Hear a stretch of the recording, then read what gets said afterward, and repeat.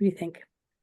Yeah, I'm seeing it plateauing, so we can get started.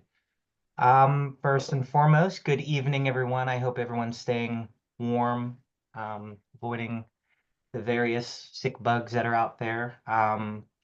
I really want to say thank you all for joining us this evening for the January Let's Talk for Oakland Planning and Development Corporation. Tonight, we're going to be diving into our recently completed strategic plan, what's in it, our priorities, our goals, and most importantly, how the folks on this call can see themselves contributing to it and its success. My name's Eric Macadangdang. I'm honored to serve as the president of the board at OPDC. We have, quite a number of folks on here. I encourage, all of the attendees and participants to please enter their name into the chat, your connection to Oakland, however you want to introduce yourself. I do want to take a couple of minutes to allow the board members and staff members of OPDC to maybe just rapidly unmute themselves and just say hello. I'll start with Andrea. I don't even need to unmute. I'm here. My name's Andrea Boykowicz. I'm the executive director at OPDC. It's nice to have you all aboard. All right, I see Jody. Hi, Jody Lincoln. I'm a current board member, joined about a year ago or last spring, was on the strategic plan steering committee, and am a former employee for 3 years through 2021. Catherine. Hello, I'm Catherine Wakefield, Wakefield Law Group. I also joined the board in last spring, and I have served on the real estate and governance committees. Jeremy. I am Jeremy Carter, board member. I've been Oakland Development Fund board member for about 6 years and OPDC board member for 2 years. Dawn.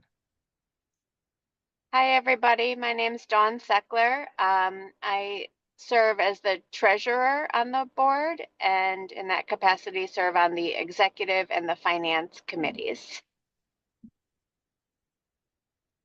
We have a new board member, Cassandra. Hi, everyone. My name is Cassandra Masters. I just joined the board. This is my very first meeting as a board member, so I look forward to hopefully connecting with a lot of you in the future. Welcome, Cassandra. And I'm hoping I covered most everyone. We also have Liz Gray helping us out with our Facebook live stream, and Rebecca Ranalla, who's helping us move along with the slides. So I want to give them both a shout out. Before we dive in, I just want to kind of give a brief overview that, Andrea and I will kind of go over some slides, kind of giving you the where, the what, the context, what's in this plan. And we'll have time at the end for open discussion, questions, comments you have. Hello. I want to introduce myself too.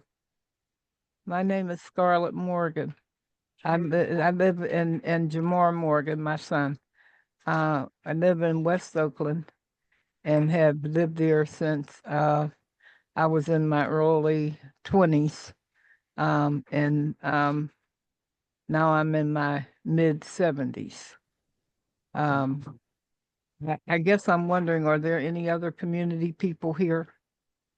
There's a number on the call, but now, but we're gonna hold off. Where are they? I guess I'm trying to see where they are. If you adjust your view in Zoom, you might be able to see the gallery of everybody's faces. Or if you go to participants, which is linked at the bottom of your Zoom screen there, you should be able to see the complete list. Okay. Where? I'm trying to see. 37 right here at the very bottom. Okay. Yep. And okay. You can see everyone who's in attendance there. Just to keep us on time here, I'm just gonna, again, Andrew and I are just gonna give an overview of the plan, what went into it, the process. We'll have open discussion. Obviously, feel free to start entering any questions or thoughts you have in the chat. Otherwise, please keep yourself on mute, and we really look forward to the conversation to be had about the strategic plan. With that, I will hand it over to Andrea. Thank you. I just wanted to give a kind of a brief overview of how we got to this point. When I asked Rebecca to make a slide for the history, I was kind of expecting that this history would start in 1978, but instead we're starting in 2022. This abbreviated version of the history takes us from the moment that the city adopted the Oakland plan and began moving forward with some zoning changes that would apply as a result. And in the fall of 2022, we had a pretty big leadership transition. So we brought ourselves down to below our minimum number of board members, and our executive director departed. I took on the role as interim at that time. And my first priority in that moment, it was really to build up the board and to get everybody sufficiently comfortable and acquainted with each other and the organization, the neighborhood, to be able to conduct a good executive director search. So in the spring of 2023, a full year, basically after the events took place there, that's maybe a little bit premature. We didn't, in spring 2023, we began formulating how the search would happen. The actual search itself was commenced in the fall of 2023. And the new executive director, which is me, was named in March of 2024. So very immediately after taking this position, our first order of business was to update OPDC's strategic plan. The last time that we did this in any kind of comprehensive fashion was over a decade ago. The most recent strategic plan we had on file was mostly an internal document, and we really felt the need to take a slightly bigger and comprehensive look, not just at ourselves, but a lot of the stakeholders that we work with. And Eric is about to talk a little bit more about the process, but the result is that at the conclusion of 2024, we completed and the board adopted our strategic plan. Wonderful. So when we began this journey early last year with our awesome team of consultants, Heather Sage and Michelle Walker, the biggest undertaking in making sure that we had a solid plan that really reflected the needs of our community was making sure that we had some robust stakeholder engagement. What that looked like was a large series of interviews. I know some of you on this call were interviewed, or at the very least sent a survey. Some folks were given the opportunity to join a focus group. So I believe that all said and done, we interviewed over 50 folks. We had 2 tenant focus groups of about 13 people in some of our apartments in Oakland. And we sent out 2 surveys to the broader community, to which we got about 50 responses. And so it was an awesome response that we got from folks. And we'll take the next 2 to 3 slides to discuss what people said. So there was a lot, as you can imagine, all over the spectrum. People have opinions about OPDC. Things that people really agreed on across the different types of folks that we were talking to is that everyone wants more housing in Oakland, especially affordable housing. Everyone is concerned about development in Oakland, but some people are concerned about Oakland being overdeveloped. Some people are specifically concerned with the displacing effect that development can have. And some people feel that there's not enough development, or that the existing development that is in the pipeline is the wrong sort. So as I've often said, if you get 2 or 3 Oakland people together, you will have 5 or 6 opinions. And this is kind of what we expected, but the focus here on Oakland's development in the present and in the near future, I think, was something that we really expected to hear, and we did hear. We all agreed that some residents, including seniors, and perhaps of surprise to some people on this call, also students, require and deserve more attention. I'm an Oakland native, and for my entire life, the narrative here in Oakland has been an us-them kind of narrative between long-term or permanent residents versus students. And this dialogue has really kind of resulted in a lot of divisions that haven't ultimately been very helpful. We're trying to acknowledge here that we live in Oakland and that 90% of the people who live in Oakland are students. They are, as it were, clients, if you will, of the university.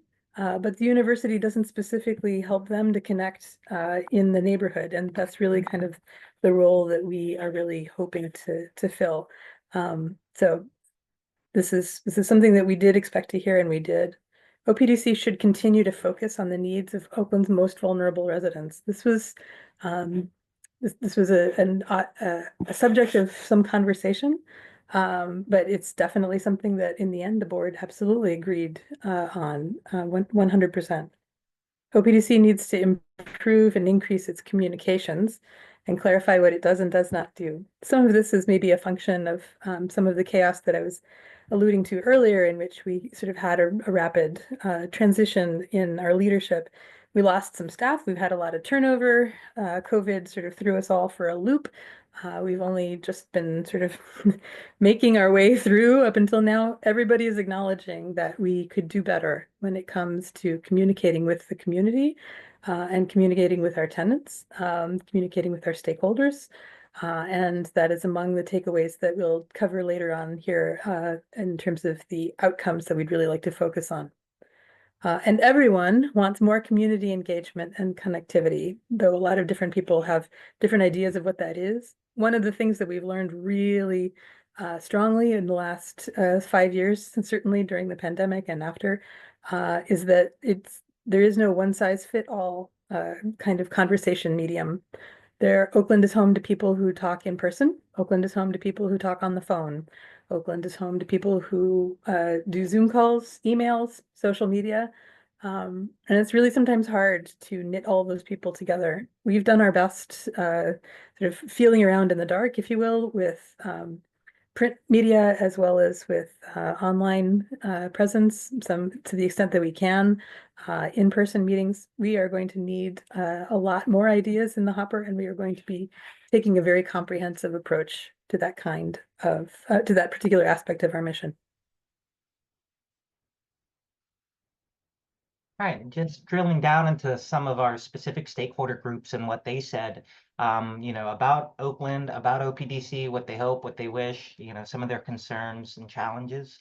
First is our tenants, the renters and the homeowners that, we have. They love being in Oakland. They love being close to amenities, having a community. But they want even more of that. They want to be involved. They want to know what's going on in the neighborhood. And they want, more communication from Oakland Planning and others about what's going on, how they can get more involved. And they also want to make sure that where they're staying is well maintained and that they have the services they need to, live a quality life. Residents, they really appreciate the staff that we have and the expertise, the attention to detail and care that they have whenever it comes to making space for several issues, responding to inquiries and concerns and what have you. But they're concerned a lot about the rising housing costs and what that means for them, the fear of displacement, what that means for their quality of life, and they really want more affordable options and more ways to participate in the process, whether that's in the planning stage or discussing how OPDC can more directly work for them. And, at times they feel like our community land trust model, at times does spread ourselves a little bit thin. We, along with a lot of small to medium nonprofits in the region and in the country, we feel the capacity strains. And so we want to make sure that we're really thoughtfully allocating our resources to where it's needed most. And then students. Students want to be in Oakland and they want better options whenever they think about living off campus in Oakland. They see OPDC as a tremendous resource, especially as it comes to tenants' rights and signing their first lease as a freshman or sophomore. And they want to be more involved when and if they can. They want to know how they can help lend their voice to the neighborhood that they call home while they are here. You might have thought that that was all the stakeholder groups. No, no, no. There are many slides of stakeholder groups. Neighborhood groups registered in with us that they appreciate that OPDC can be a bridge between them and the institutions.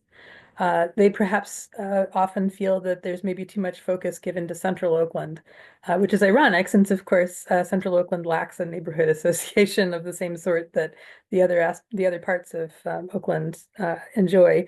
But I receive that comment and am sensitive to it. They want housing of all types and more homeowner assistance, and we couldn't agree more.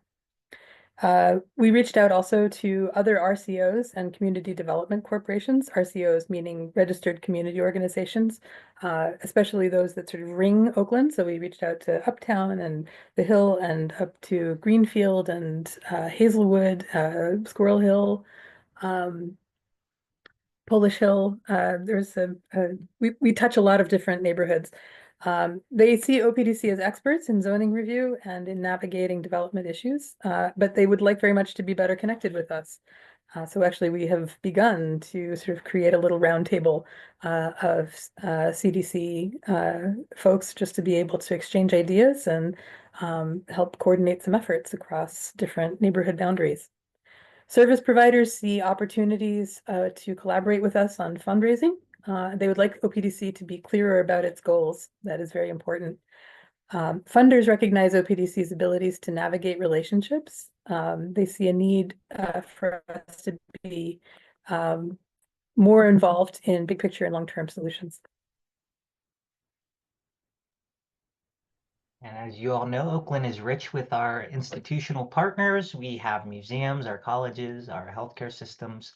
And so when engaging some of the folks there, they see OPDC as a resource of where the neighborhood was, where it is, and where it's going, and how much of a strength that is whenever we come to the table and advocate on the behalf of residents in our neighborhood. And they see more room to improve information sharing with their employees, the folks that are within these institutions, to make sure that they know what's going on in Oakland and how they can be better partners and neighbors in this work. And they also see an opportunity for more collaborative work between OPDC and partners on employer-assisted housing and middle housing. The opportunities for the folks that come to Oakland to work and want to be close nearby to their work, making sure that we're creating the types of housing at an affordable rate in which they can call Oakland home, not just a place for them to work. And then our various city and county partners, I see several folks on this call from the city. Thank you for all joining us. When engaging them, they see a role in OPDC building consensus amongst the different parts of our neighborhood. We are a bustling neighborhood that's with sub neighborhoods that have different challenges, goals, opportunities. So as being the registered community organization for all of Oakland, we see an opportunity to making sure that we can create a common language and seek some common ground for the issues that we care about. And also more investment in third spaces, not just in Oakland, that's a place to live and work and go out for drinks after hours, but places to have other types of fun for music and recreation and other things, really investing in those types of spaces so that we're accommodating individuals and families of all shapes and sizes. And then it falls to me to talk a little bit about what we heard from the staff and from our board and our committees and our ODF board members. The staff value the shift in leadership and the organization's network capital.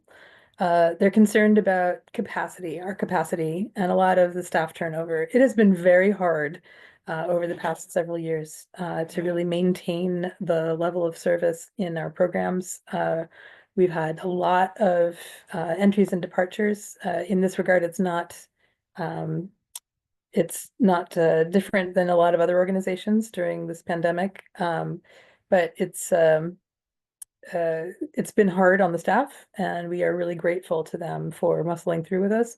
We do have plans to increase our capacity, and we know where it is that we really need to focus. The board, the committees, they like the potential for institutional collaboration. They want performance indicators and more structured agendas and communications. And they see the need to elevate and diversify stakeholders in priority setting and decision making. They envision more committee cross-pollination. At this moment, I would really like to be able to pause. There are a couple of board members on this call, and I just wanted to invite if anyone had things that they'd like to say about this. Andrea, I'd like to take a minute. Catherine Wakefield, I'm on the governance committee, and as we have ushered in our amazing, new long-term executive director, Andrea, and made some decisions to recruit additional board members in light of the new strategic plan. I think that this cross-pollination is a really important idea, and I'd like to see, as a member of the governance committee, that we seek to I guess mirror all of the other statements that were made in terms of diversify stakeholders and also cross-pollinate with inviting to the governance committee people that fill all of these, check all of these boxes. And also to have on the governance committee a member of each other committee if we have the bandwidth to do so. Hello. Hi, Scarlett. Hi. I guess I'm wondering, I feel very lost. I feel very lost because number one, I have no idea. I'm looking over here on the side of the participants, the 40 participants, most of which I guess when we have these Zoom meetings that, you lose some things, and part of the things that you lose is face to face. So that you know who you're talking to, where they're coming from. And I'm sorry that, and so therefore, like, for example, I do know Mavis. I've known her for many, many years. I do know, of course, Liz, but there are others I don't know. I don't know what the diversity makeup of the OPTC's board is. I don't see any representation of color. I don't understand why I was never connected when it contacted when it came to these surveys, and perhaps that might be because either I was in the hospital, or it could have been because as a person that's not a staff person, as a retired person, as many people who have lived in Oakland for a very long time are, we don't work, and therefore we're not on the computer on a daily basis. And so we don't have a reason to look at emails. We don't have a reason to even listen to your text messages. And and how communication flows to us or doesn't flow to us is I would think somewhat important. And I think also that because of our past, and I had been involved with OPDC since I was in my late 20s for a very, very long time. And I think until we correct some of the issues that have dwindled in the past, it's hard to move to the future. And that's about what I have to say for right now. But those who know me know that I'm not a person that keeps quiet about anything that I think is not for the betterment. Not that I'm, God or Santa Claus or, or know everything. But I just, it's hard for me to sit here and listen. I want an interactive arrangement so that I can talk to your board members and feel comfortable talking to your board members. Because the one thing we have in common, all of us, whether we have the same ideas or not, could be two different things. but I think everybody wants it to be a better Oakland. But until we learn how to be a better Oakland, we can't get to be a better Oakland if we don't correct some of the things that keep us from being better. Mhm. I receive exactly what you're saying, Ms. Scarlett. Would like to reassure you, you were 100% on the list of folks that we were trying to reach out to for an interview and for a survey. I apologize if the bad timing, perhaps you being sort of out of the loop in general, made it hard for us to include you. We were working on a very short timeline, but we very much value your opinion and your experience and your insight.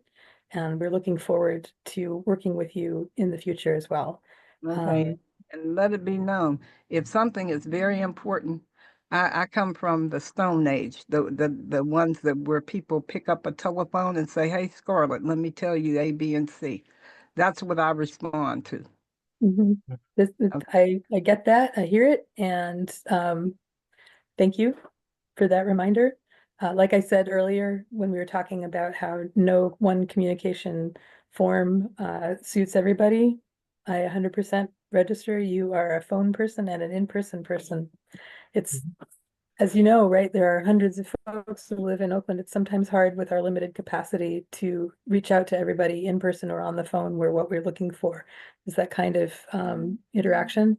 But we can do better, and we will try our best to do better in the future. I just wanted to acknowledge that somebody had written in the chat that they'd like a little bit more explanation of some of the jargon that we're using. And I'm so grateful to you for pointing that out. Sometimes it's hard for us to recognize what sounds like jargon and what is not jargon, and I get it. I am personally anti-jargon. Cross-pollination, as Catherine very helpfully put into the chat here, is really about trying to make sure that we're bringing folks who represent one set of conversations to participate in conversations outside of that group. So for example, when we're talking about how the governance committee, for instance, that decides, what kinds of priorities we have in looking for new board members, what kinds of specific strengths we're looking for, what kinds of specific kinds of expertise we're looking for, that those folks should be informed by, folks who are working on our other committees, like real estate or like finance or like property management, that those are really helpful inputs to have into the governance committee. So there's, because I hope that answered the question. Thank you so much, Catherine. If there's any other questions, happy to have them as needed, or you can hold on to them and we will go on to those at the end. Yeah. And just really quickly, to Scarlett's point about in person, I would have loved to have had this in person. I know it's very frigid out, and we made the kind of audible at the last minute to keep this to online only. And I just want to emphasize, we just approved this plan last month. It's hot off the press. And this is really the beginning of what I hope is many, many, many discussions. And so this is not going to be the one and only opportunity to read these slides and the full plan and really dig into any of the key issues or ideas. So just please, stay tuned, and we look forward for even more opportunities to talk about these things. Moving from the stakeholder engagement piece, after we collected all of that wonderful information from our folks and our consultants and our board team, kind of chewed through all of the information and the inputs and really thought about, what are the priorities that really need to come out of this that guide us for the next 5 years. These are the 5 major buckets that we kind of settled on. We're going to really be focusing on the first 3 tonight because they are more externally focused, and the last 2 are a little bit more internally focused with our operations, but we're happy to discuss any and all of these priorities. But first and foremost is centering the needs of Oakland's most vulnerable residents, the folks who have been historically and systematically overburdened and under-resourced. Making sure that OPDC can be there and be their champion, whether that is through advocacy or social services or being a connector of resources. We want to make sure that we are thinking about those communities acutely when we think about our programs and projects. Expanding and preserving affordable and stable housing. So each one of those adjectives and verbs are really important in this priority. We want to make sure that the folks who already call Oakland home can stay in Oakland. But we want to make sure that we're opening the opportunities to the students who are here for undergrad, who want to stay here, the people who are working from out of town, who work at Presby or at Pitt, who want to move into Oakland.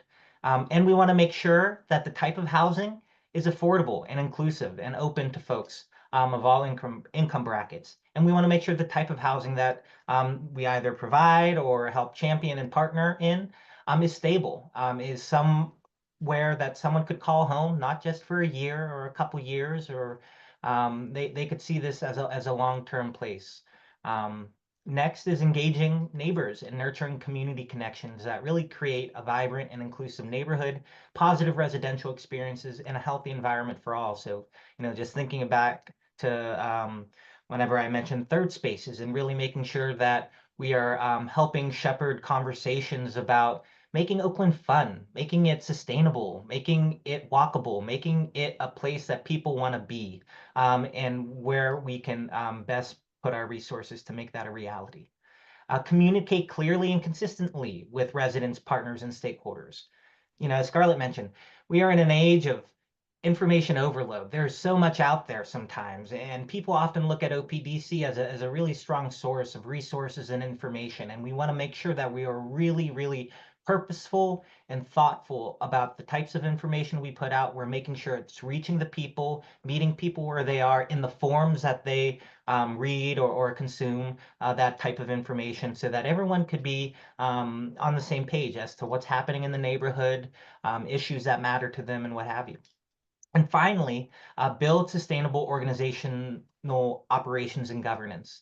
As Andrea mentioned at the onset, we have been in a period of many transitions as an organization, leadership, staff, board members, and we really want to make sure that across the next 5 years, we're really shoring up the fiscal and the organizational health of OPDC so that we can continue to serve folks, and we're not, constantly at the whims of good days and bad days, that we could always be there for you whenever you need us.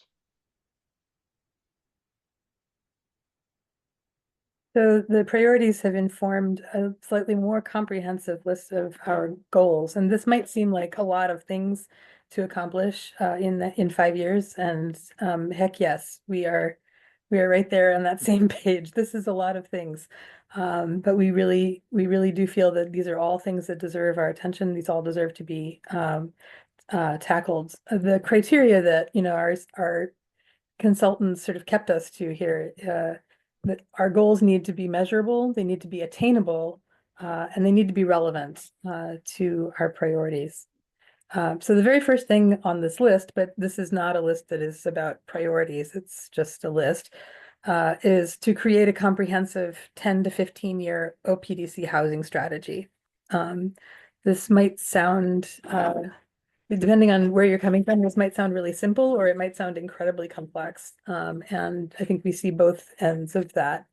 There are a lot of different kinds of folks who would like to live in Oakland, and we need to think about where we should be devoting most of our resources and energy to be able to develop the housing that is least likely to get developed without our intervention and support. There are some things that the market takes care of, on its own. We're kind of here for all the stuff that it doesn't. And we are also here to try and push policy and to push funders to really acknowledge that there's a space where they can, make a difference in the physical spaces in Oakland where people can live. We need a comprehensive OPDC property management plan. I actually can pause right here. Jody, are you still on the call? I am. Would you like to talk about this? Yeah, sure. I think one of the things that came out, thinking about the people that we serve at OPDC is thinking about the residents that live in the over 100 units that we have, you know, throughout various different buildings, mostly in South Oakland and West Oakland. And while OPDC is for, you know, everyone in Oakland, the people who live in the buildings we own, we have like a special contractual, right, like obligation to. We have some of the very few affordable apartment buildings in the Oakland neighborhood, and it's really important that those buildings not only, you know, remain affordable, but are safe and comfortable, and really nice places for people to live. Property management is really hard. I was the former property manager at OPDC, and with, you know, continually raising utility costs and insurance costs, it can be difficult to have the money for, you know, big capital improvements. So one of the goals is really to be forward looking in our property management strategy and make sure we're, you know, taking advantage of funding opportunities that are out there to invest in our buildings, and also, you know, budgeting our properties so that we can maintain them as affordable housing long into the future. So, you know, a lot of times property management is just like scraping by the edge of your teeth. And so this strategic plan seemed like a really good opportunity to create a goal of being more intentional about how our property management moves forward. Thank you. Our property management team right now consists of Camille Dixon, who is our property manager, Oyo Ellis, who is our facilities manager. We have two maintenance staff, Aaron Wilmore and Larry Budzinski, who help keep up with our properties, and Tamika Weldon, who is the assistant property manager, who helps to keep Camille sane. And they spend a fair amount of time at our properties, at the 100 units that we own and manage. And they have a very direct and firsthand knowledge of some of the challenges of keeping those spaces up. So this is what informs it. Enact a sustainable single-family home strategy. Yay, we have Aaron is fantastic. We couldn't agree more. We really love him. A sustainable single-family home strategy is a kind of a sticky topic in OPDC and its history. For 45 years, OPDC has been focusing a lot on trying to build out the demand, or rather build out the supply of single-family homes in Oakland, sort of in a race to sort of keep up with, or maybe even to outpace the expansion of demand that comes from an ever-increasing enrollment at the universities. And we're kind of acknowledging that if we focus on that, that's not going to be sustainable. It is not, in fact, if we do that, we are not going to be able to deliver an inclusive and affordable neighborhood for folks. And so we're really interested here in figuring out how we can support existing single-family home residents, but how we can also look for ways to, you know, do some strategic redevelopment in Oakland in places where it makes sense towards multifamily housing. So a sustainable single-family home strategy has to involve support for existing homeowners, and it has to also involve, you know, being honest with ourselves about the properties that we currently own and manage, and what it is that we're going to be focusing on in the future. Build organizational capacity and improve governance. That's sort of following in on what Eric was saying before. We really do need to staff up, and we need to, you know, regularize, if you will, our board. We need to make sure that our board and our committees are responsive and helpful and plugged in and informed and connected to the community. And those are all really important features for us of our board, and that's going to be a process as we go. To create a fund development plan with clear roles for staff and board. That basically just means we need to raise a bunch of money. It does mean, however, you can't just go chasing funds wherever they exist. If you are chasing the money, you will always lose track of what it is that your community demands of you. So our challenge here is to really look at what our priorities are and to look for the money that could fit into those priorities, to build a logical case for the fundraising that we need to do, and to really think strategically about how all those pieces fit together. Develop a comprehensive communications plan. Similarly, this involves talking about like how we talk to people, on what regularity, through what means, what's the mechanics of us doing that? What kinds of information can we provide that we haven't been providing? How can we make it more accessible, more intelligible, easier for people to reference and to access? We host and support community events that are focused on community building and neighborhood improvement. Hopeful that we can, continue the good job that we have done in the past, but to make it even better. And investing in third spaces to support community activities, events, and services. This might be those jargon things. A third space that we've mentioned a few times so far in this meeting is a place that is not home, is not work. And part of the problems that we have with maintaining or building community in Oakland is that we really don't have any infrastructure that supports it. There aren't that many more, there aren't that many parish churches left. There are some, but there aren't many. There aren't any third spaces. There's no community center in Oakland where you can just kind of drop by and talk to people, where there are ongoing programs for residents. We'd really like to be able to make a difference there. We'd like to be able to support other organizations that are building third spaces. We'd like to be able to take the assets and the resources that we have and that we have access to and put them in service of the community for this purpose.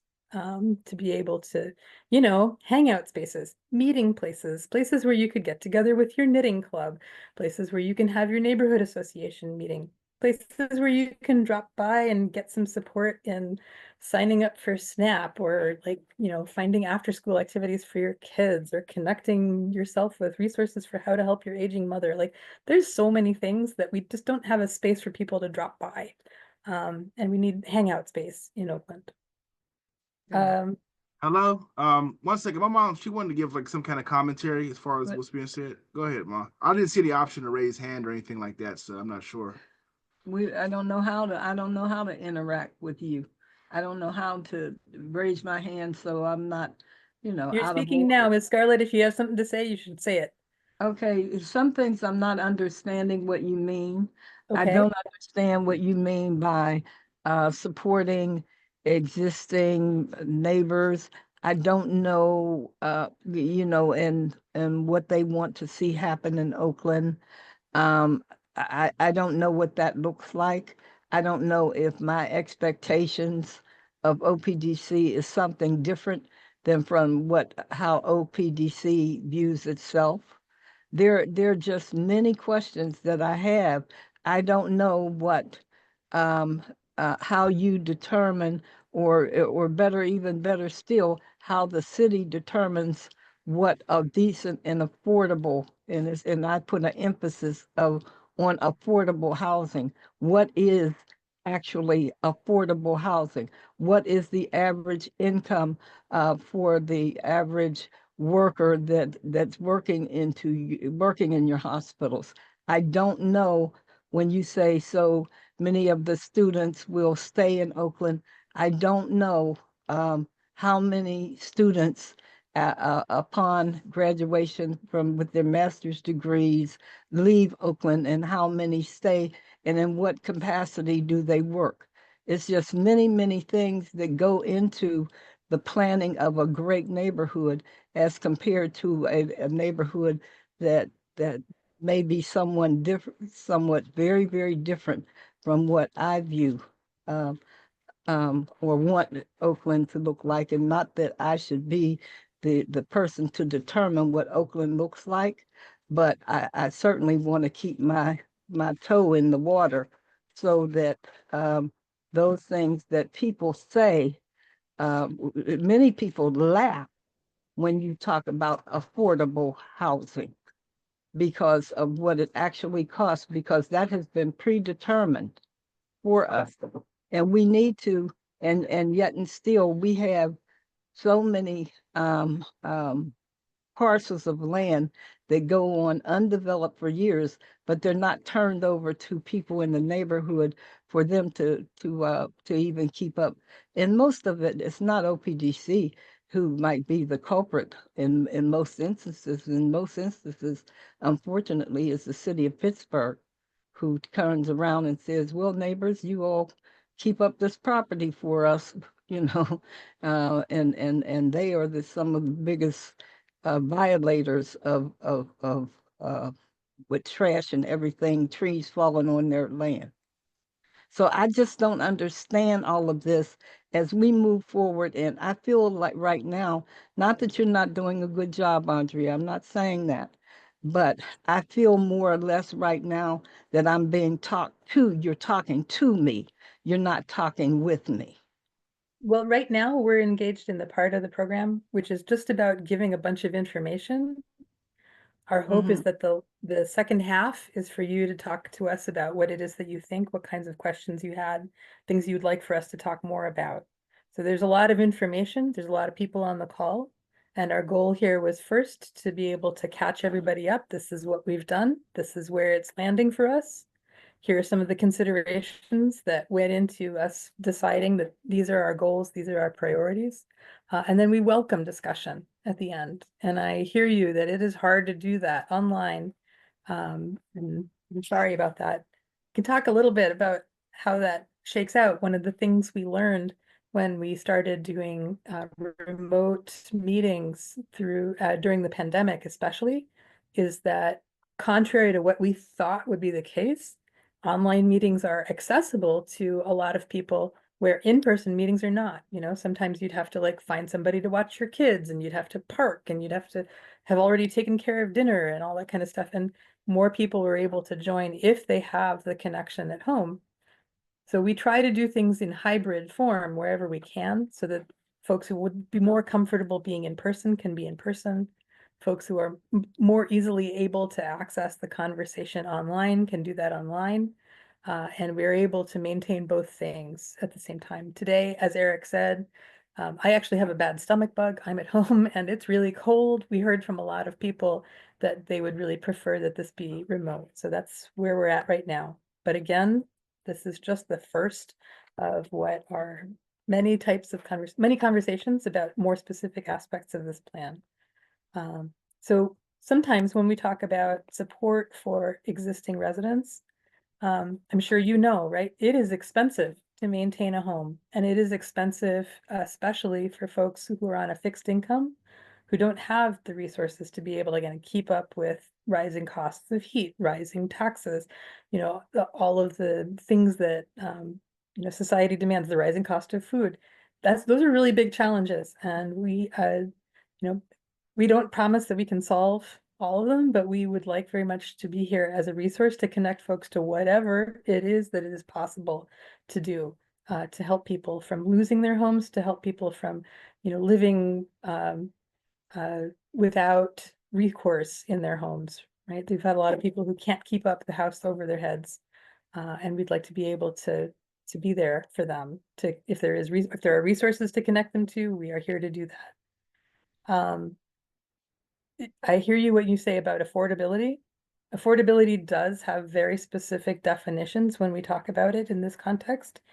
Area median income, meaning the average, or rather the middle point, as many people make more than that as make less than that in our city, has been rising over the last several years.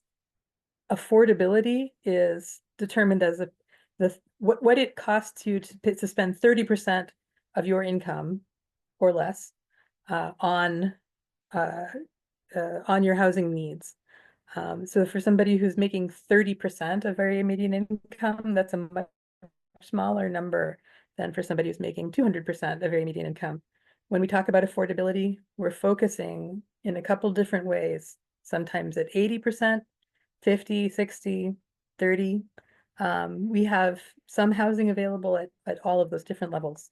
And when we talk about what it is that we're trying to develop in the future and where our support can go, some of it is up to the funders, right, who make money available.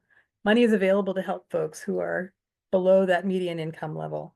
And that's what we're hoping to connect people to. We can talk a lot about this later, and at the end. If you have questions, please keep them or put them into the chat or hold on to them, make a note. We will come back to them at the end, I promise. We are in the home stretch here. This is the last slide of presenting. The next one are our discussion questions. So thank you all for bearing with us for, again, what Andrea said is a lot of information. But we're hoping that, again, we'll have more opportunities to break this down further. I'm going to whiz through this last slide, just things to keep in mind as we went through our priorities, our goals, the feedback we got, and where we're heading. Just a couple of notes. First of all, this strategic planning process is a part of a wider process. As Catherine mentioned, we've been onboarding new board members. We're always thinking about areas for fundraising and making sure that we are bringing in the staff and the capacity to meet the demand and the needs of our community. And so this is a big piece of the pie, but it is a piece of a bigger pie. In making any of this reality, anything of this plan, it's not going to be done solely by OPDC. We need and we want real, genuine partnerships on all scales of government, from our institutional partners, our community groups, our neighborhood groups, our students, everybody have a part to play in making sure that, these priorities and goals become a reality. In keeping that in mind, we want to make sure that our kind of internal organizational strategic plan here is talking to and in an alignment with the Pittsburgh's Oakland plan, which was a multi-year public planning process that clearly outlined some big needs that our residents want, some of which are community service hubs and third spaces, making sure that we are creating zoning in our neighborhoods that really, really focus on affordability, walkability, and sustainability, making sure we're thinking about our streets, our sidewalks, and making sure that it is safe, not only for bikers, for pedestrians alike, for folks with accessibility needs. We want to make sure that we're reimagining and, similar to what Andrea said about our single home strategy, that we're really thinking critically about our community land trust model and making sure that we are focusing on what will actually address the kind of needs our residents need, folks making sure that they could stay safely and securely in their homes, but also making sure that we're being realistic and thoughtful about making sure that we are investing our time and resources in the housing strategies that will work, that will bring folks to live here and stay here and call Oakland home. This has been a part of a multi-year process, but sunsetting some of our programming as it relates to workforce and youth. This has already been in process because, a part of a strategic plan is realizing, where we are at in the market of other nonprofits and social service agencies in the city and in the region. And, there are other organizations that are doing this and are better equipped to do this. And we are still here to be a resource connector to these really, really important things for families, for folks who want to enter the workforce in Oakland. But we want to be really thoughtful about making sure that we're not spreading ourselves too thin. And finally, and this is really important, providing services and really broadening our base of residents that we engage with and support. We don't want to just be here for the folks who show up. We want to meet people where they at. We know that, Oakland is a big place. There's lots of people. And sometimes they can't make these types of meetings, and sometimes they don't know everything that's going on. And so we really want to make sure that we're creating an organization, an ethos, programs and operations that really reflect the diverse needs and aspirations of everyone who calls Oakland home.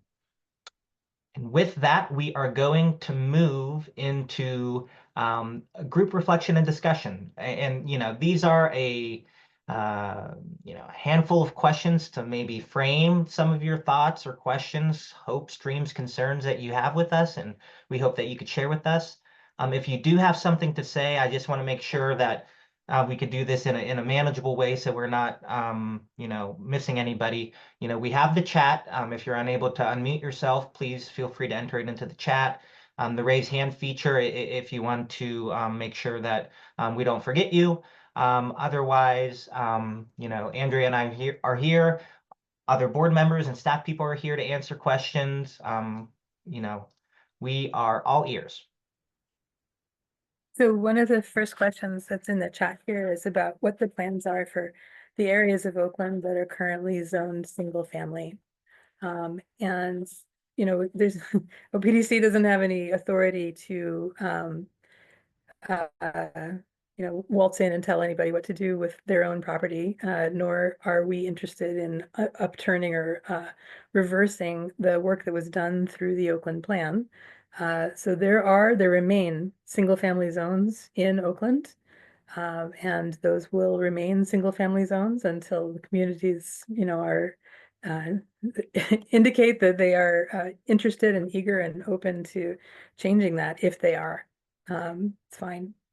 The story that I like to tell about how Oakland's single family homes came to be under such stress, and this is speaking as somebody who grew up when Atwood Street was mostly Italian ladies with tomatoes living, growing in the front yard, is that university expanded its enrollment really drastically over this period of time, and didn't build a commensurate number of beds in order to be able to keep up with the students that they were putting into the neighborhood. As a result, the demand for student rental is way heavier, way harder than any demand for homes for sale, or even for families living in rental spaces. So, as homes became available from long-term residents who died, moved away, decided that they didn't want to be here anymore, almost invariably, those homes became rentals, and they were sometimes broken up into multiple units. And it has been very hard to enforce the existing occupancy laws that demand that any given unit of housing be occupied only by a maximum of 3 unrelated persons. As we all know, right, over occupancy everywhere in Oakland is pretty rampant. It's basically endemic. If we went door to door and we, enforced occupancy in all of the single family homes in Oakland, and threw out everybody who is the 4th or 5th or 6th or 7th person occupying that dwelling unit, there would be 8,000 kids on the street tomorrow with no place to live. And that's obviously not a solution to anything. Really what we need are more beds in legal, accessible, attractive, and affordable places for students to live close to campus. And the hope is if we can help to deliver those kinds of units, either through direct or through indirect action, that will relieve some of the rental pressure that has been really making it hard for people to maintain their homes in the lower density areas in Oakland. I hope that that kind of makes sense. Again, reiterating what it is that we said before, we intend to remain here, to be here for folks who want to stay in their homes, folks who want to be able to pass their homes on to their children or their grandchildren, people who want to be able to modify their homes so that they can age in place. We are here for all of that. We would like very much to be a resource for people to make sure that they can continue to stay if they want to. We're also interested in focusing on the development of multifamily housing in areas where that is permitted, with an eye towards really meeting the actual demand that we have. We've had 8, 9 houses for sale for more than a year that are priced very affordably in South Oakland. Very few takers. It is not where the market is. Not too many people have come beating on our doors, demanding places to live who are income qualified and who are ready to buy a house. Oakland isn't a place where people tend to look in that regard. At the same time, we have overwhelming demand and huge wait lists for all of our rental. And we clearly need more of that. That is something that we would like to be able to address. People who work at the universities, people who work at the hospitals, many of you might have ideas about how much those people make. It's really across the spectrum. There are lots of people who, many people who are employed by both the universities and the hospitals who can't afford to live within walking or busing distance of their place of work. This is one of the reasons why we have so many cars and so many shuttles that ply our streets. It contributes to safety problems on the streets, degrades everybody's quality of life. Lots and lots of effort is put into making sure that Oakland is safe for cars, and less effort about making Oakland really welcoming and inclusive of its people. So we'd like to focus on that.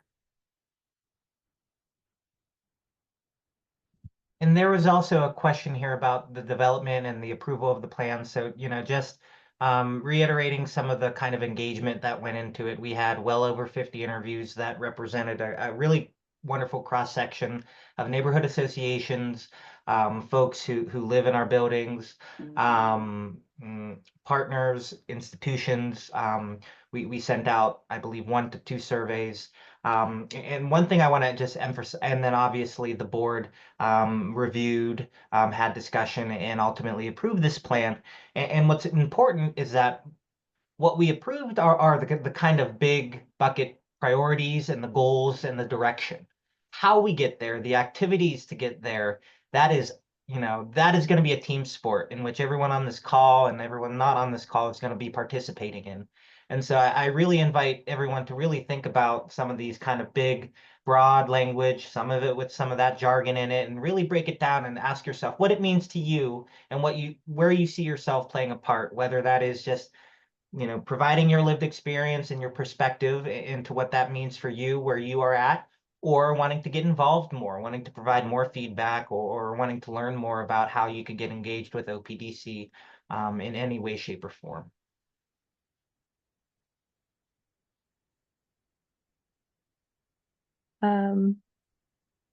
Sorry. I'm just scrolling through the chat here to find out if we have other questions. Somebody has asked for a plain language summary of Councilman Charlin's proposal to city planning. I'm so glad you asked that question. The plain language summary of Councilman Charlin's proposal is to increase the obligation on the city to subsidize market rate rents to make it easier for developers to build more housing for folks who are making median income in Pittsburgh. It's also intended to disrupt and maybe, I don't think it's too far to say it's intended to break the existing process that is in the zoning overlay that would the mayor's hope for which is to extend throughout the city. Inclusionary zoning is something that Oakland residents told the city planning folks that they wanted in Oakland. It's because it's in place right now that we have 3 projects in the pipeline that are going to deliver 37 new affordable units in the next couple of years. And there are more in the pipeline after that.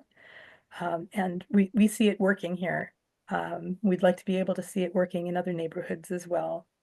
The market is pretty good at taking care of market rate rents and folks who make that median income level. There are a bunch of options that are available for folks. There should be more, it's true. With greater supply means that it's possible to reduce people's rents.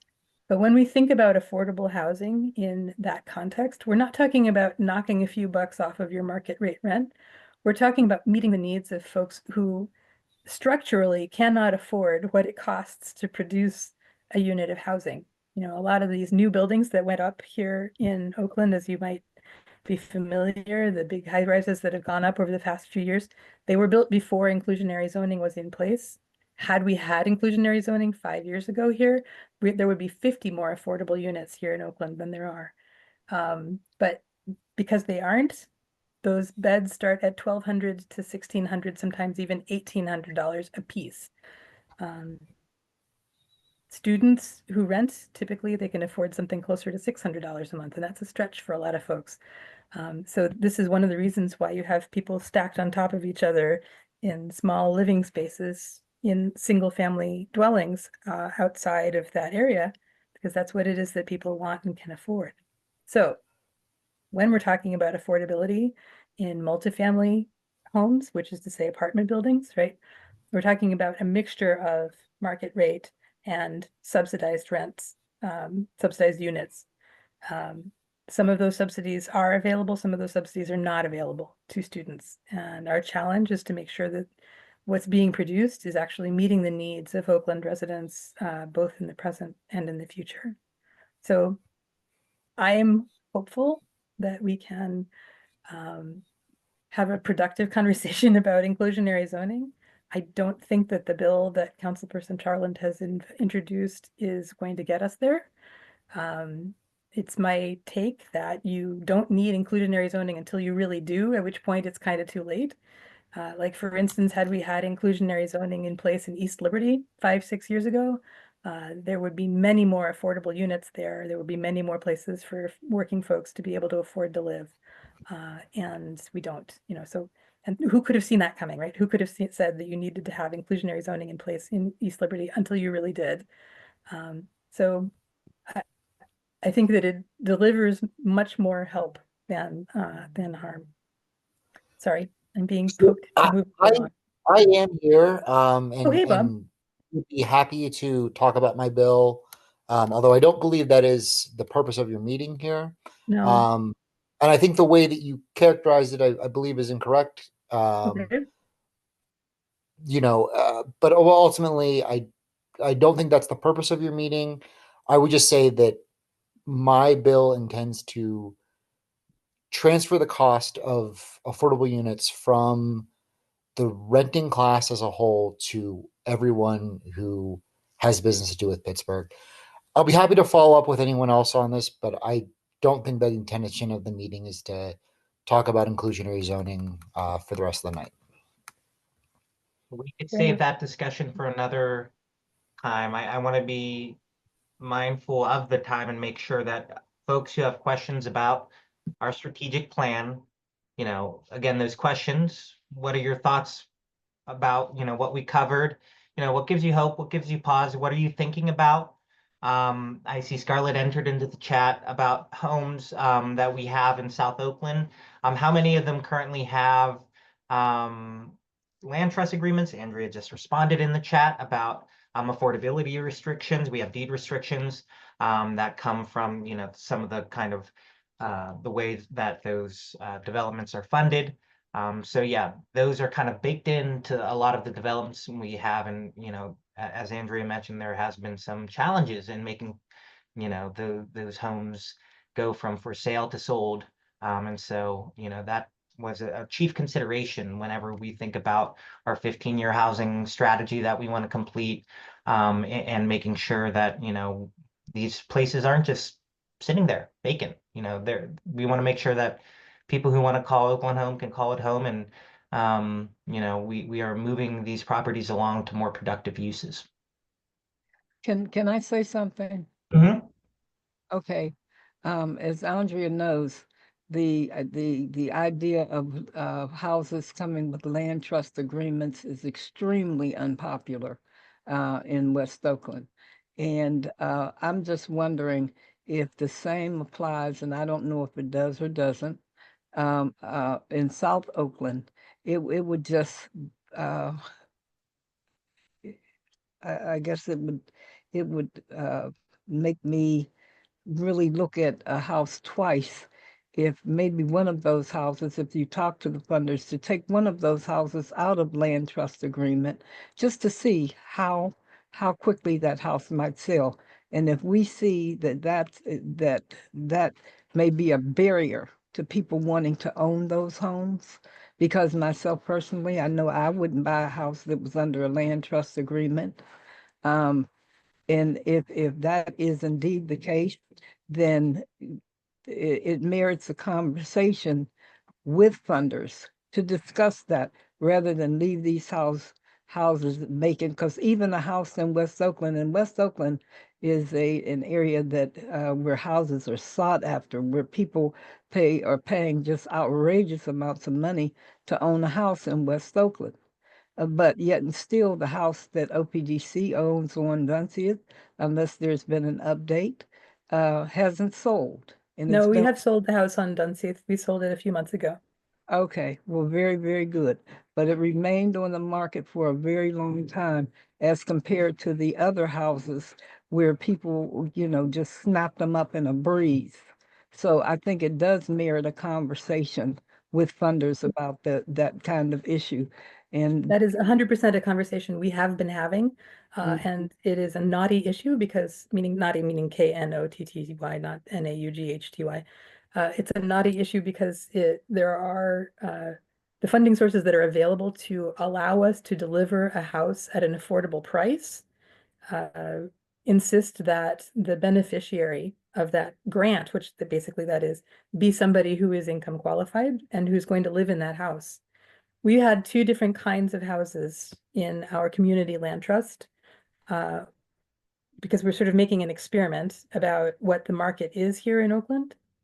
Some of our houses are allowed to float at market rate, meaning when you buy the house, if you're going to live in it, that's really the only requirement, that you use it as your own personal living space. And then that when you sell it, it goes to somebody who is going to live in it as their primary residence. And then most of our houses in our community land trust have an income eligibility requirement. You make at or below 80% of whatever area median income is when you buy the house. And whenever you go to sell it, it needs to be affordable to, at whatever time that is, somebody making 80% or below of area median income. The thing that we've found is that the mere requirement that you live in the house as your primary residence has the effect of knocking price down significantly already. So the discount that we saw to just having that restriction in place is about $100,000. And it itself, just by itself, that contributed to some of the problems that we had or challenges that we had with reselling community land trust homes. But it has a purpose because otherwise, all of those snapped up prices that, you're talking about people snapping up houses for outrageous prices, a lot of those are turning into investment properties. And that isn't delivering the kind of affordability or inclusivity that you're looking for in your neighborhood. well, and what surprises me about this plan is how similar it sounds to the plans that I have heard for years and years and years. It's like when I was in my 20s, we were talking about traffic control in Oakland. Today, what are we doing? Talking about traffic and control, traffic control in Oakland. The issue of housing, affordable housing, we're talking about the same thing again. And I'm just wondering, will the problem get solved? Or does it take another 100 years to finally come up with some new strategies that people can feel encouraged by? I don't know. I certainly hope so. But yes, solving poverty is a big problem. And dealing with the market pressures that we experience here in Oakland and have experienced pretty relentlessly for the past 60 years,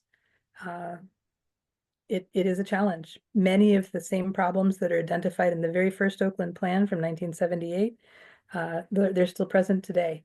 They are still here. And in some cases, they've gotten worse.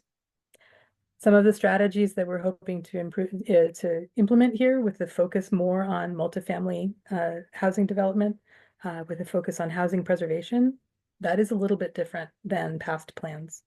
The last strategic plan that OPDC had focused us exclusively on developing community land trust homes. We're stepping back from that.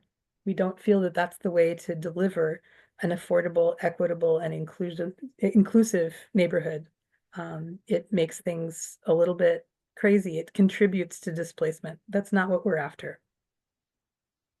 Yeah, and I think unfortunately, Scarlett, right, a lot of the issues that plague Oakland and we're trying to address are caused by, larger global systemic capitalism causes, right? And while, OPDC and people in this room can try and, improve conditions in Oakland and, make changes in individual, family and people's lives.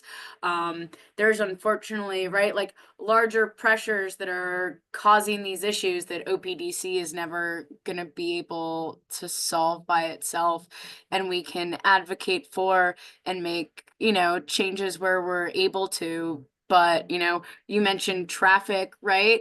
Unfortunately, this country decided decades and decades ago that we are going to be a country of cars and, build our entire culture around single individual car trips. And while we can advocate for increased public transit and, take that into consideration, traffic and parking while we're making our choices about the neighborhood, that larger societal systemic piece is something that OPDC can't fix.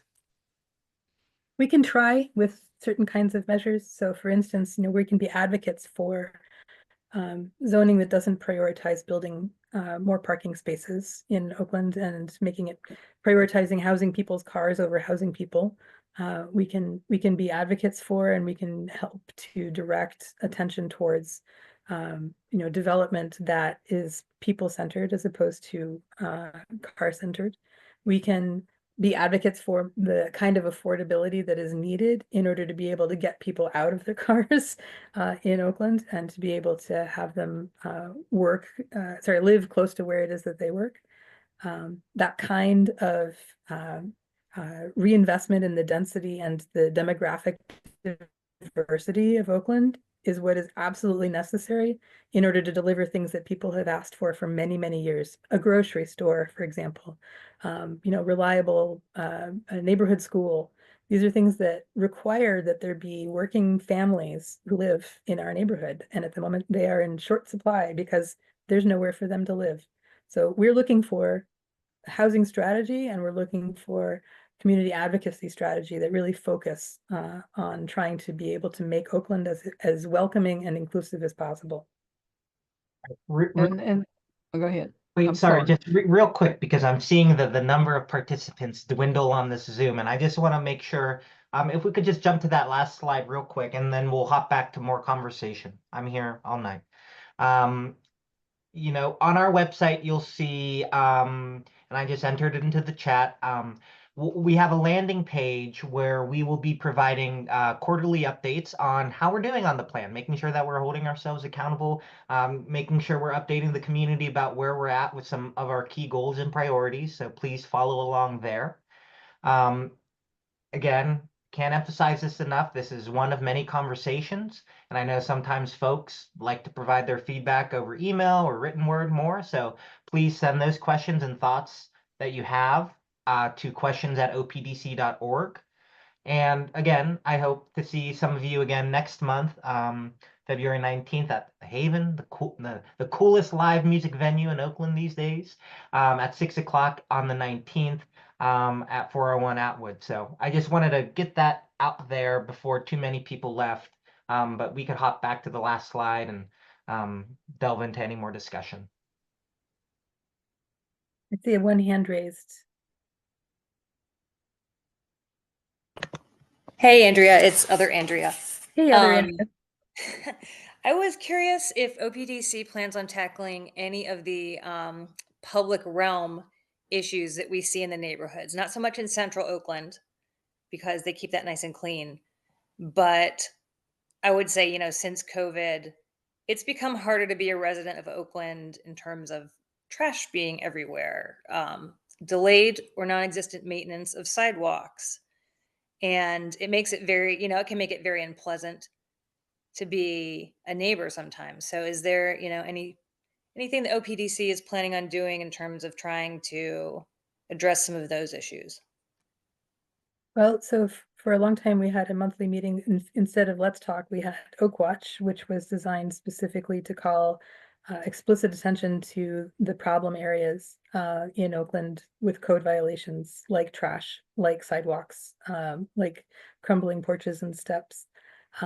We found that that was effective for a little bit, and then it sort of the effectiveness started to fall off a little bit. And we continue to submit trouble tickets for problem areas. Liz Gray, who's on this call, maybe Liz, you'd like to talk about this. A lot of what Liz does is deal with neighborhood complaints and keeps a close eye on the infrastructure that needs to have better inspection.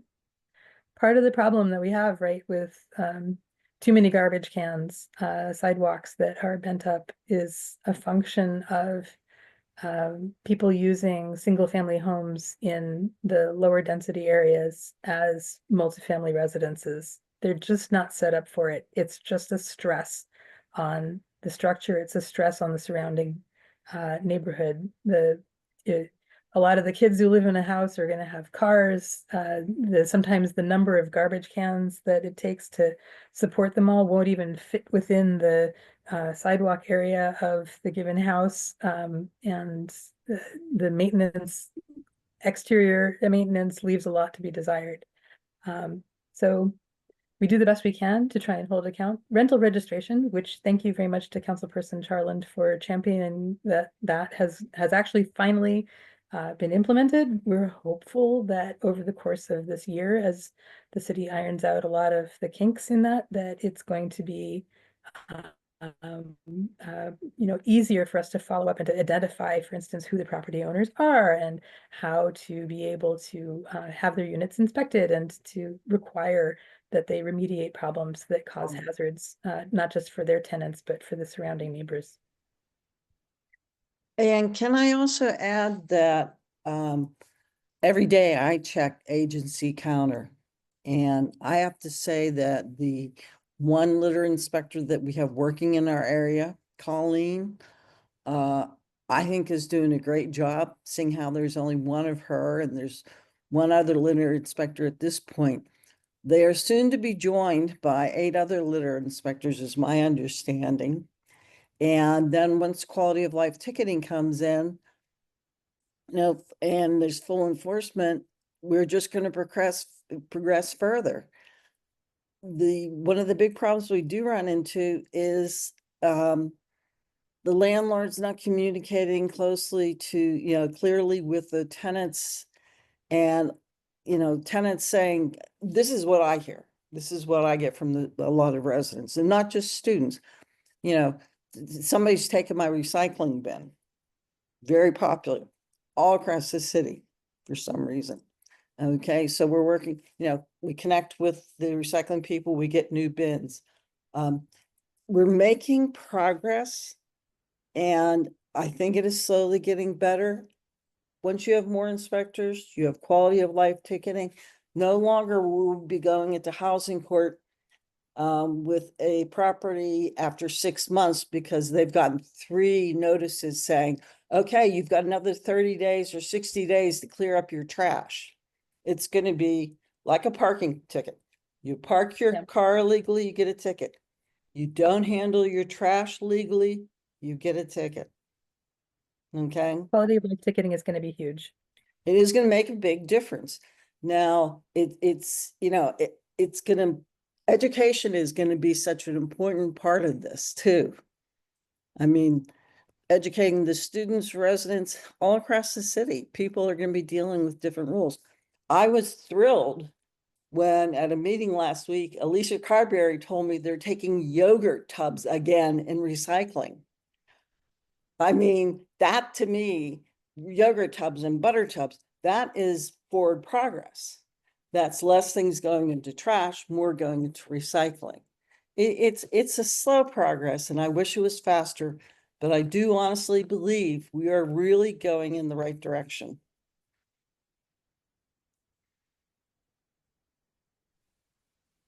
Thanks for the shout out, Liz. Anytime. So much of my career now in public service was forged in Oak Watch planning and community meetings. So thank you for all those contributions. Yeah.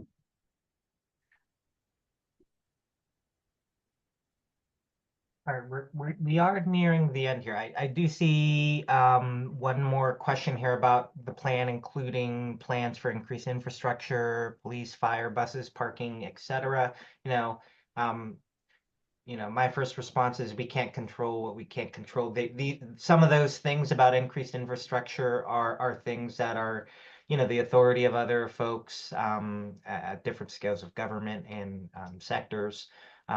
What we can say is, if we want to build a Oakland for all and really, grow and make sure that we are addressing the various needs and desires, that we need to be better advocates for that kind of infrastructure. So that means, the sidewalks, our streets, making sure, as the conversation just went into, the trash is being picked up so folks, one can get to where they need without, zigzagging around. But yeah. I believe, do we have this until 7:30, Andrea? Sorry, I'm clear about the. You can be here for as long You as can be here people as want to long as- continue okay, talking. okay. but I it was distracts people. I was teeing it up as if 7:30 was the cutoff, but I'm free for any more questions.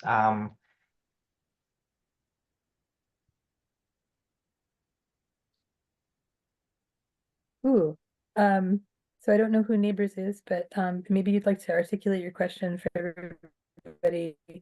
When you're talking about hospitality, what do you mean by that, so that I can address your question appropriately?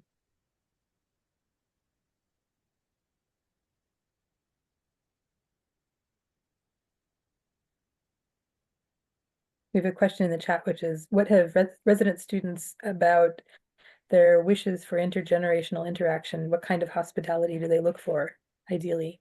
I can answer based on what I think that means. They want to be invited to dinner. You know what? I will answer this more maybe systematically, and I'll also answer it anecdotally. There are a number of students, organizations in the universities, folks who come into Oakland for the first time, who immediately look for ways to be connected, immediately look for ways in order to be aware of what's going on, and look for ways to implement or put to use the volunteer time that they have. So they come to us a lot of the time looking for opportunities to make the neighborhood better, and to connect with each other. I've had a lot of questions from students about how zoning works, how the public planning process works, where they can go for resources, how they can contact their council people.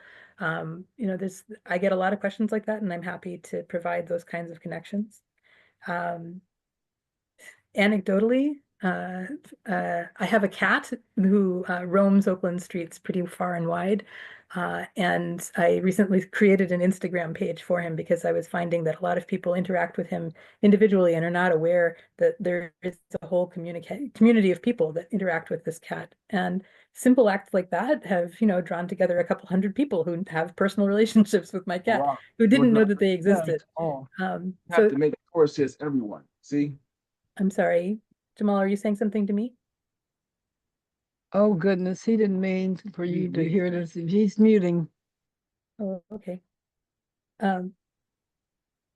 So yeah, I mean, people are often open to forming, positive relationships with their neighbors. I have a number such on my street. They turn over quickly. It's hard sometimes to bear the burden of being somebody who stays while people come and go. But my experience has been that students are very receptive to efforts to get to know them and to have conversations. And it helps if you ever have a noise complaint, or if you're trying to get people to understand that their illegal behavior is going to get them into trouble. They are more receptive to you if they have some sort of friendly basis.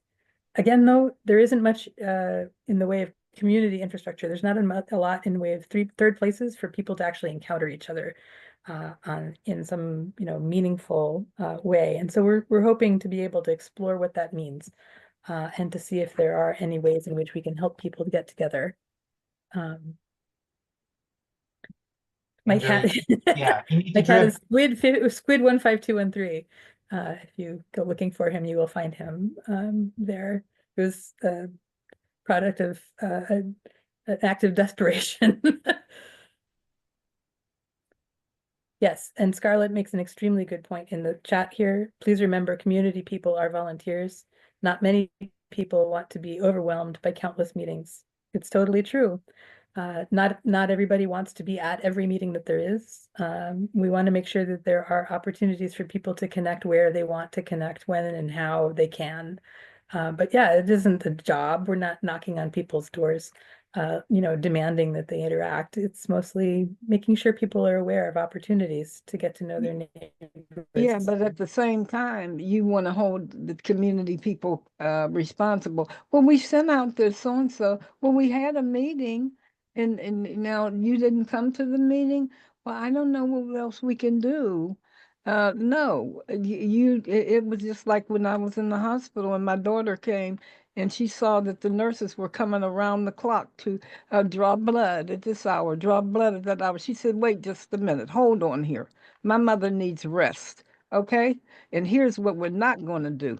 You're not going to come in here all day and all night sticking her with needles. Now, what do you need? What do you need? And what do you need? And this is what time you come. But the doctor said, no, this is when we're going to meet. And this is when we're going to meet on this issue. And if it's more than 2 meetings a month, then it's one meeting too long. People That's get overwhelmed. 1000%. Remember, this is not fun. And it needs to be more interactive and it needs to be fun. There is not one meeting I've ever attended in a lifetime where people thought that listening to about a building going up. When I drive down Oakland, and forgive me, right now I am really frustrated because not because you're not doing a good job of what you do, but because I've heard this 1,000 times before. And when I walk down and what has happened always in the past. That's why I say, well, you can't move to the future if you don't address the issues that have been barriers to our even wanting to be bothered currently. When you drive down Forbes Avenue and the buildings are so tall that it feels like you're driving through a tunnel. And when we said, so I went to meetings for 2 whole years. We went to meetings and meetings after meetings saying those buildings are too tall. We went to meetings after meetings after meetings talking about what the community wanted. And all of those things fell upon deaf ears because there was not the implementation of not one idea. And that's why we're losing people. In addition, it needs to be more interactive. And yes, guess what? It needs to be at some point we have to weave some fun things in there too. And so far that's not happening. We look forward to putting some fun things in there wherever we possibly can. We've, in the past, when we had more in-person events before COVID, for instance, we had ice cream socials, we had picnics and block That's parties. not ice cream social. I beg to differ with you, Andrea. That's a nice thing to do. It's just like when I have cookies and cocoa. That's a very nice thing to do. That's not fun. That's not a I fun thing to really do. want to know more about what it is that you think is going to be fun, and I want to talk about it. It's not an Yeah, ice cream social. okay, no ice cream socials for Scarlett. Got it. Mm. And ask the other people. They'll eat up your cookies and then get out the door and talk about your meeting, how bad it was. Well, I really hope that that isn't what it is that you're walking away from this meeting with. I appreciate all of It the was not a frustrations that bad you're talking meeting. about. It It was really not wasn't, fun. I'm so Andrea. sorry. It wasn't a bad meeting, and I didn't expect it to be fun, but I had hope that there would be new things and new ideas and new strategies. Right now, you know what your primary problem is?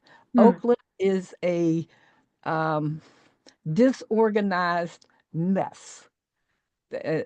Speaking from the perspective of OPDC and what its role should be to community and what community's roles should be and how we why we are supportive of one another and how we can be more supportive of one another. What would make me feel a kinship to Oakland Planning and Development? And unfortunately, you can't do anything about that because that's not your area of expertise. Many, many years ago, Stanley Loeb, bless his soul, or for those who don't like him, maybe not bless his soul, I don't know. But he had groups, and he had and we went to community organizing classes, and it was called radical community organizing, and there were strategies that we were taught that did not fail, that did not fail. And we need to be looking right now at a small grant, be it $5,000 or whatever, so that we can pull these things together and train our people. Our people don't even know how to react. It's right now talking about doing some things on Robinson Street or any other street in Oakland is, to me, just about one of the most backward things in the world to do. And the reason, not because people want to hear about improvements to traffic. However, everything, would you get married and go in there and start telling people about your wedding dress and your wedding cake and how many guests you're going to have, and then the people say, well, that'll be $20,000 and you don't have a dime? There needs to be, number one, we need to know how much money is going to be in the budget so that we can decide as a community what we think we can and can not do based upon a budget. But we don't have a nickel to a donut. Or nor do we have the expectation that one dime is going to come in Oakland. So to have all of this, talking about all of this stuff, which I am in total agreement with, we do need to talk about that, especially in West Oakland. And maybe that's because I think about West Oakland because that's where I live. But we also need to be talking about how much money is going to be there for us. And we also need to be talking about how to get the expertise in here, because it doesn't take a lot of money to begin to teach our people how to react and how to get what we need. There was a lot in there. I think I followed a lot of it. I welcome you telling me about anything that I might miss. I will say that Oakland, over the course of my lifetime, has changed dramatically as a place, and organizing here has become much more challenging over the course of that period of time. It has always been the case that Oakland residents do not necessarily agree on what it is specifically that they want their neighborhood to be. There are competing neighborhood associations. There are people who do not participate with their neighbors. There are folks who, have a different relationship to the neighborhood than many of the folks who do show up to meetings. There's so many different ways that we can approach this. I think that what we're trying to do here is to make sure that there is room for folks to voice their opinions, to disagree, preferably constructively, and to look for ways that we can really address the things that are causing the problems, rather than trying to figure out how much money we need to spend in order to be able to fix problems that were created by, lack of investment or lack of responsibility going in the past, right? We're looking for ways in which we can require and encourage folks to be part of the solution. That hasn't Buildings, worked on. for instance, tall buildings are part of the solution, Scarlett. Tall buildings are 100% part of the solution, because if you don't have those tall buildings, you will have more and more people being forced out of their single family homes by Well, student tell that rental. to Arby's, who's moving into Bomb Boulevard and closing when it was a successful business, when it had a parking lot. Tell that to them, okay? Because I'm not, you may know a lot about development, but I know how I feel when I drive down Oakland, and I avoid Oakland at every opportunity I can because I feel like the buildings are going to fall in on me. That's how tall those buildings are, and I don't want to drive through tunnels. Okay. I feel you. There's a lot of people in Oakland who do want Oakland to remain small scale. There are other people who are really mystified by that idea, who can't understand how you can have a village mentality in Oakland when for them it is really a metropolitan center. I don't think there is a single solution that meets both points of view. I think it's important for us to acknowledge what it is that people are really interested in. They're interested in having a community. They're interested in feeling a connection with each other. That part we can try and work on, and we can try and make sure that the policies, the programs, and the resources that are made available, that we can advocate for those to be helpful in developing an Oakland that does have room for people to live here. But you know, anytime we can't, if we say something that's contrary to what downtown wants to see happen, and let's face it, when has Oakland residents won one battle? Okay, in terms of what we said we wanted. Even some of the community organizations that disagree with one another are on board with agreement about what they don't want to see happen. And yet some of those things have happened. Okay, but I won't take up any more of your time. Just know that I do appreciate many of the things you do. I wish that some things were a little bit different, and maybe they will be. But I tell you, the solution is not to meet people to death, because all you're going to do is us for not to want to come at all, or Zoom at all, unless they're institutions or paid staff or something. They're not going to want to do it. They're tired. Yep, I feel that.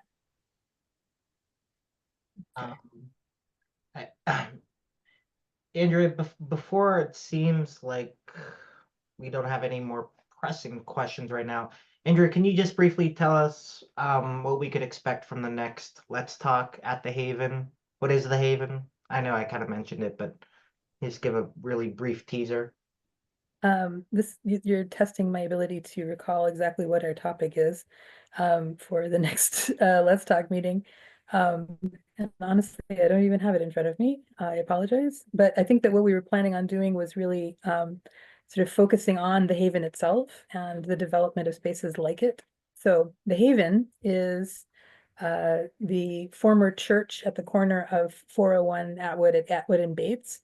Once upon a time, it was a church, I think when I was a baby. I think when I was in high school, they turned it into a restaurant for about a minute and a half, and then it sat empty for 20, 30 years after that. And it had a brief life as a hookah bar, and it sat empty again for another decade. And what it is now is a joint effort between Oakland Real Estate, the Innovate PGH, and a group of students and recent students called Post Genre Records. They're interested in creating a performance venue in Oakland. We haven't had one since, I don't know, when did Graffiti or Dead the Decade or any of those places shut down? It's been a minute. This one is non-alcoholic, so all ages, and they aim to program the space all the time. So not just with concerts at night, but also with things happening during the day. So we'd like to be able to focus on the amazing success they've had in turning that space around and making sure people are aware of it as a community resource. Before we all go, I also want to make sure that everybody knows that this meeting has been recorded, and the recording is going to be available on our website. And you're welcome to continue the conversation, comments on that site, on that page. Rebecca, I don't know if you're able to drop that into the chat. Comments on that page, additional questions at, give us a call, write us a letter, stop by, let us know how you're feeling. We have a monthly newsletter that goes out that is printed on paper and mailed to a little over 600 different households in Oakland, called Oakland Together, in which we try to pull together topical events and things, information that people need. If you ever have any ideas or questions about what can be in there, we welcome your feedback. And if you'd like to subscribe but you don't, please DM me your address and I will happily add you to the next mailing list. Night, night, everybody. Good night, Scarlett. Thank you so much for coming out. Thank you to Night, all. Scarlett. Night, night. Don't let the bed bugs bite. Okay. All righty. Thank you all. Thank you, Andrea, Eric, and the Mhm. gang. Rebecca, are you able to stop the recording or should I stop the recording?